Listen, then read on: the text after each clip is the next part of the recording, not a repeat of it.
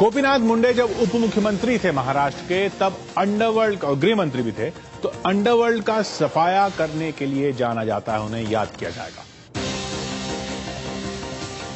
Commissioner साहब, आपको मेरी तरफ से पूरी छूट है। आप कुछ भी करिए, but please clean this city. साल 1998 में आई थी फिल्म सत्या।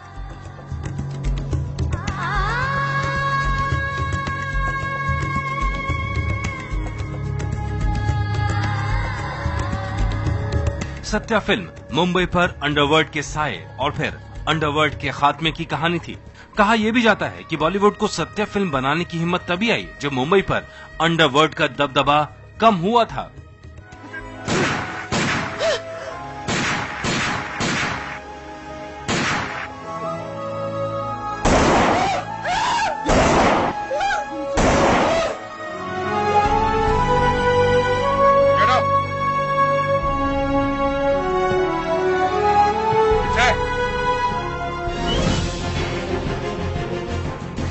मुंबई पर अंडरवर्ल्ड का दबदबा कैसा था, इसका अंदाजा लगता है साल 1993 में हुए मुंबई सीरियल ब्लास्ट से।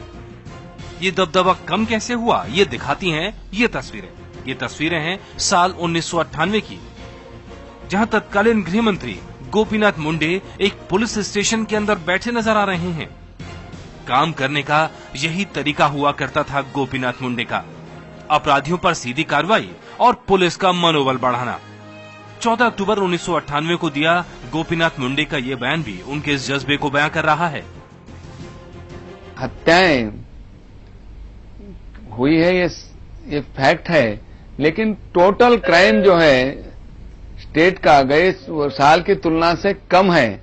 और अभी तक इस साल में जो हत्याएं हुई हैं, गए 10 साल में वार्षिक इसका एवरेज है 375 और 94 में के पूर्व 3 साल हत्याओं का प्रमाण 91 474, 92 488 और 94 में 687 ये प्रमाण रहा है।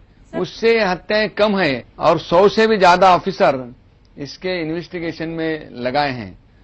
ये जरूर है कि गैंग्स का प्रभाव हमने कम किया है और वो निराशा के कारण ऐसी घटना करने का प्रयास वो कर रहे हैं। गोपीनाथ मुंडे की डी कंपनी के खिलाफ ये लड़ाई सरकार बनने से पहले ही शुरू हो गई थी। साल 1995 में हुए विधानसभा चुनावों में बीजेपी और शिवसेना गठबंधन ने कामयाबी हासिल की थी। मनोहर जोशी मुख्यमंत्री बने और गोपीनाथ मुंडे उप मुख्यमंत्री और गृह मंत्री। इस कामयाबी में और भी मुद्दे थे, लेकिन गोपीनाथ मुंडे ने राजनीति और अंडरवर्ल्ड की गठजोड़ के खिलाफ मुहिम चलाकर ये कामयाबी पाई थी। महाराष्ट्र की राजनीति में गोपीनाथ मुंडे का एक मंत्री के तौर पर, गृह मंत्री के तौर पर सबसे बड़ा योगदान यही था कि उन्होंने बंबई से अंडरवर्ल्ड का सफाया कर दिया था।